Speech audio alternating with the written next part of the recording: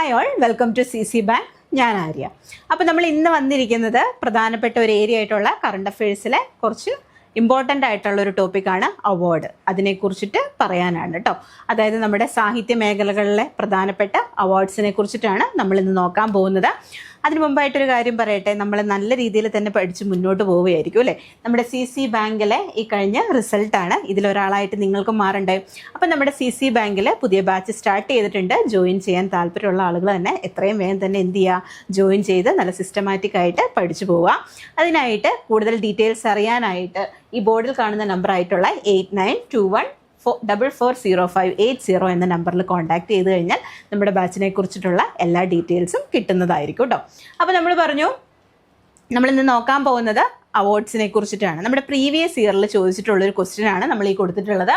നോക്കിക്കേ, who won the 2025 Ezhuthachan award. Ezhuthachan അവാർഡിനെ കുറിച്ചിട്ട് നമ്മുടെ പ്രീവിയസ് ഇയറിൽ, അതായത് കഴിഞ്ഞ പരീക്ഷയിൽ ചോദിച്ചിട്ടുള്ളൊരു ക്വസ്റ്റ്യൻ ആണ്. 2025 എഴുത്തച്ഛൻ അവാർഡ് ലഭിച്ചത് ആർക്കാണ് എന്നതാണ് ക്വസ്റ്റ്യൻ. ആരാണ് വിന്നർ എന്നതായിരുന്നു ക്വസ്റ്റ്യൻ. നോക്കിക്കേ, ഇതിൽ നമുക്കറിയാം ആൻസർ ആയിട്ട് വരുന്നത് ഏതാണ്? KG ശങ്കരപ്പിള്ളയാണ് അല്ലേ. KG ശങ്കരപ്പിള്ള എന്നതാണ് ഇതിന്റെ ആൻസർ ആയിട്ട് വരുന്നത് അല്ലേ.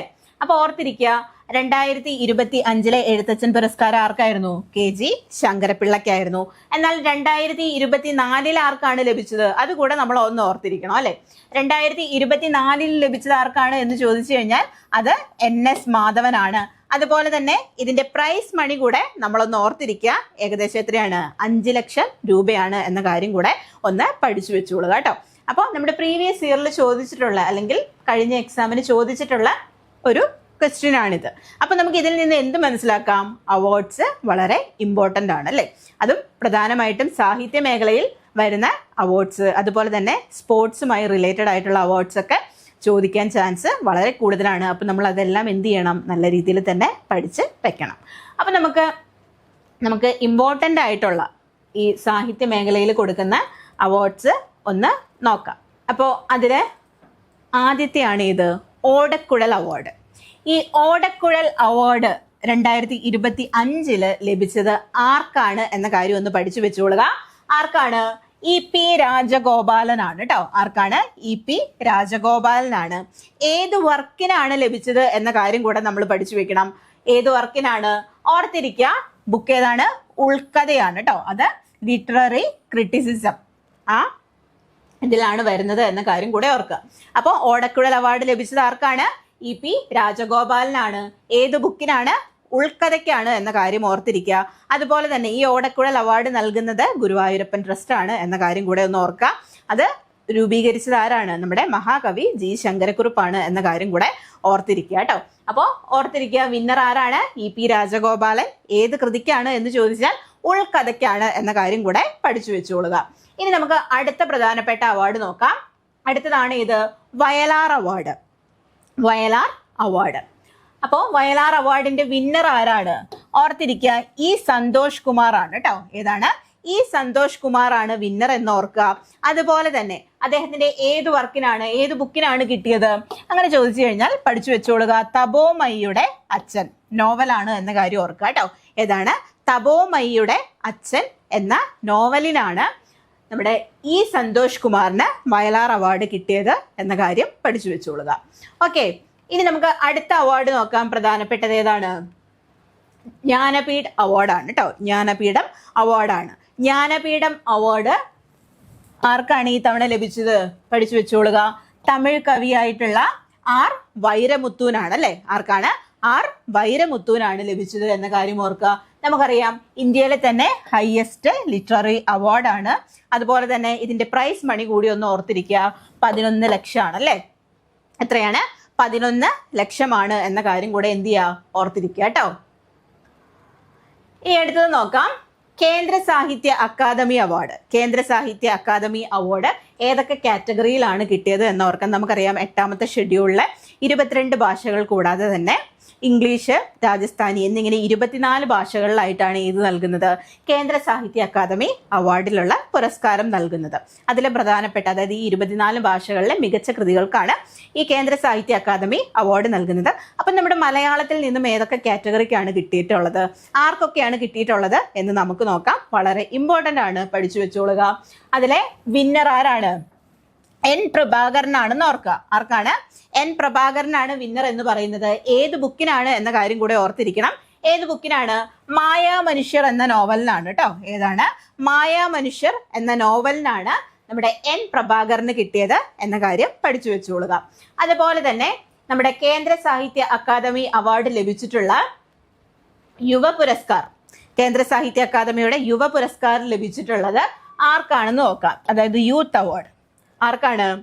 അഖിൽ പി ധർമ്മജനാണ് കേട്ടോ. ആർക്കാണ്? അഖിൽ പി ധർമ്മജനാണ്. അദ്ദേഹത്തിന്റെ പ്രധാനപ്പെട്ട കൃതിയായിട്ടുള്ള റാം കെയർ ഓഫ് ആനന്ദി, അല്ലേ? റാം കെയർ ഓഫ് ആനന്ദി എന്ന കൃതിക്കാണ് കിട്ടിയിട്ടുള്ളത് എന്ന കാര്യം കൂടെ ഓർത്തിരിക്കുക. ഓക്കെ, ഇനി നമുക്ക് അടുത്തത് നോക്കാം. ബാൽ സാഹിത്യ പുരസ്കാർ, കേന്ദ്ര സാഹിത്യ അക്കാദമിയുടെ ബാലസാഹിത്യ പുരസ്കാരം, അതും കൂടെ ആർക്കാണെന്ന് നോക്കുക. ആർക്കാണ്? ശ്രീജിത്ത് മൂത്തേടത്തിനാണ് കേട്ടോ. ആർക്കാണ്? ശ്രീജിത്ത് മൂത്തേടത്തിനാണ് കിട്ടിയിട്ടുള്ളത്. അദ്ദേഹത്തിന്റെ ഏത് കൃതിക്കാണ് എന്ന് ചോദിച്ചു കഴിഞ്ഞാൽ അതുകൂടെ പഠിച്ചു വെക്കണം. പെൻഗിനുകളുടെ വൻകരയിൽ. ഏതാണ്? പെൻഗിനുകളുടെ വൻകരയിൽ എന്ന കൃതിക്കാണ് ശ്രീജിത്ത് മൂത്തേടത്തിന് ബാലസാഹിത്യ പുരസ്കാരം കിട്ടിയത് എന്ന കാര്യം ഓർത്തിരിക്കുക. അപ്പോൾ കേന്ദ്ര സാഹിത്യ അക്കാദമി അവാർഡിൽ നമ്മൾ ഈ തവണ പഠിച്ചു വെക്കേണ്ട പ്രധാനപ്പെട്ട കാറ്റഗറികളാണ് പറഞ്ഞത്. അത് ആർക്കൊക്കെയാണ് കിട്ടിയത്, ഏത് കൃതികൾക്കാണ് കിട്ടിയത് എന്ന കാര്യം നമ്മൾ കൃത്യമായിട്ട് പഠിച്ചു വെക്കണം കേട്ടോ. ഇനി അടുത്ത വിഭാഗമാണ്, അടുത്ത ഏരിയ ആണ് ഇത്, കേരള സാഹിത്യ അക്കാദമി അവാർഡ്സ്. കേരള സാഹിത്യ അക്കാദമി അവാർഡ്സും എന്താണ്? വളരെ ഇമ്പോർട്ടൻ്റ് ആണ്. നമുക്ക് നോക്കാം കേരള സാഹിത്യ അക്കാദമി അവാർഡ്സിൽ ആർക്കൊക്കെയാണ്, ഏത് വിഭാഗത്തിനാണ് കിട്ടിയിട്ടുള്ളത് എന്ന കാര്യം നോക്കാം. നോക്കിക്കേ, ആദ്യത്തേതാണ് ബെസ്റ്റ് നോവൽ. ബെസ്റ്റ് നോവലിനുള്ള അവാർഡ് കിട്ടിയത് ഏത് കൃതിക്കാണ്? ആനോ എന്ന കൃതിക്കാണ് കേട്ടോ. ഓർത്തിരിക്കുക, ആനോ എന്ന കൃതിക്കാണ് എന്ന് ഓർക്കുക. അതിന്റെ റൈറ്റർ ആരാണ്? അതും കൂടെ പഠിച്ചു വെക്കുക. GR ഇന്ദുഗോപനാണ്. അപ്പോൾ നോവൽ വിഭാഗത്തിലെ കേരള സാഹിത്യ അക്കാദമി അവാർഡ് ലഭിച്ചത് ആർക്കാണ്? G ഇന്ദുഗോപനാണ്. ഏത് കൃതിക്കാണ് എന്ന് ചോദിച്ചു കഴിഞ്ഞാൽ ആനോ എന്ന കൃതിക്കാണ് എന്ന കാര്യം കൂടെ ഓർത്തിരിക്കുക. ഇനി നമുക്ക് നോക്കാം, അടുത്തത് ഏതാണ്? ബെസ്റ്റ് പോയട്രി, അതായത് കവിതാ വിഭാഗം. അതിൽ ആർക്കാണ് കിട്ടിയത്? അനിത തമ്പിക്കാണ് കിട്ടിയത്. കൃതിയുടെ പേര് കൂടെ പഠിച്ചു വെക്കുക. ഏതാണ്? മുരിങ്ങ വാഴ കറിവേപ്പ് എന്നതാണ് കേട്ടോ. ഏതാണ്? മുരിങ്ങ വാഴ കറിവേപ്പ് എന്നതാണ് കൃതിയുടെ പേര് എന്ന കാര്യം ഓർത്തിരിക്കുക. ഇനി നമുക്ക് അടുത്ത വിഭാഗം നോക്കാം. അടുത്തതാണ് ഇത്, ഷോർട്ട് സ്റ്റോറി. ഏതാണ്? Short story. ഷോർട്ട് സ്റ്റോറി വിഭാഗത്തിലെ വിന്നറായത് ആരാണ്? വി ഷിനിലാൽ ആണ് കേട്ടോ.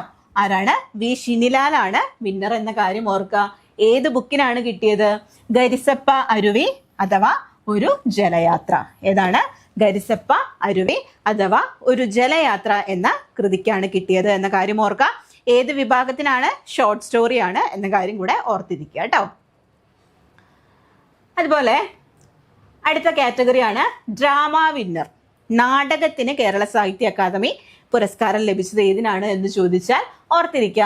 ആർക്കാണ് കിട്ടിയത്? ശശിധരൻ നടുവിലിനാണ് ലഭിച്ചത്. നടുവിലിനാണ് നാടകത്തിന് ലഭിച്ചത് എന്ന് ഓർത്തിരിക്കുക കേട്ടോ. അപ്പൊ ഏത് ബുക്കിനാണ് കിട്ടിയത്, അല്ലെങ്കിൽ ഏത് നാടകത്തിനാണ് കിട്ടിയത് എന്ന് ചോദിച്ചു കഴിഞ്ഞാൽ പിത്തള ശലഭം. ഏതാണ്? പിത്തള ശലഭം എന്നതിനാണ് എന്ന കാര്യം കൂടെ പഠിച്ചു വെച്ചോളുക. ഓക്കെ, അടുത്തതാണ് അക്കാദമി ഫെലോഷിപ്പ്. വിശിഷ്ട അംഗത്വം നൽകുന്നതാണ് ഫെലോഷിപ്പ്. അത് ആർക്കൊക്കെയാണ് കിട്ടിയത് എന്ന് നോക്കാം. KV രാമകൃഷ്ണൻ, അതുപോലെ തന്നെ ഏഴാച്ചേരി രാമചന്ദ്രൻ. ആരൊക്കെയാണെന്ന് നോക്കിയേ. KV രാമകൃഷ്ണൻ, അതുപോലെ ഏഴാച്ചേരി രാമചന്ദ്രൻ എന്നിങ്ങനെ 2 പേർക്കാണ് എന്ത് ലഭിച്ചത്? അക്കാഡമിക് ഫെലോഷിപ്പ് കിട്ടിയത് എന്ന കാര്യം കൂടെ ഓർത്തിരിക്കുക കേട്ടോ. ഇപ്പം നമ്മൾ പറഞ്ഞു, നല്ല രീതിയിൽ തന്നെ പഠിച്ച് മുന്നോട്ട് പോകുന്ന നിങ്ങൾക്ക് നമ്മുടെ CCയിൽ ഒരു പുതിയ ബാച്ച് സ്റ്റാർട്ട് ചെയ്തിട്ടുണ്ട്. അപ്പോൾ എത്രയും വേഗം തന്നെ CSEB എക്സാം ബാച്ച് സ്റ്റാർട്ട് ചെയ്തിട്ടുണ്ട്, ജോയിൻ ചെയ്യുക കേട്ടോ. നല്ല രീതിയിൽ തന്നെ പഠിച്ചു പോവുക.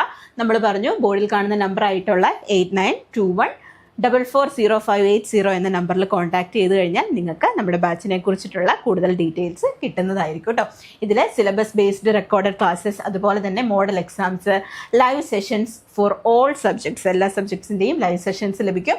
അതുപോലെ തന്നെ സ്പെഷ്യൽ മെൻറ്റർഷിപ്പ് പ്രോഗ്രാമും അവൈലബിൾ ആണ് കേട്ടോ. അപ്പോൾ എത്രയും വേഗം തന്നെ എന്ത് ചെയ്യുക, ബാച്ചിൽ ജോയിൻ ചെയ്ത് പഠിക്കുക.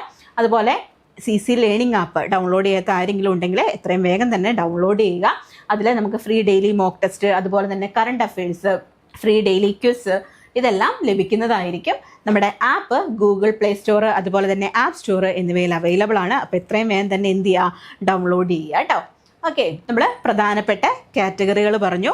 അപ്പം നല്ല രീതിയിൽ തന്നെ ഈ ഏരിയകൾ പഠിക്കുക, ആർക്കൊക്കെയാണ് കിട്ടിയത് എന്ന് മനസ്സിലാക്കി വെക്കുക, ഏത് വർക്കിനാണ് എന്ന കാര്യം കൂടെ ഒന്ന് പഠിച്ചു വെച്ചോളുക കേട്ടോ. അപ്പോൾ ഇതുപോലെ നിങ്ങൾക്ക് യൂസ്ഫുൾ ആയിട്ടുള്ള മറ്റൊരു സെഷനുമായിട്ട് നമുക്ക് വീണ്ടും കാണാം. താങ്ക്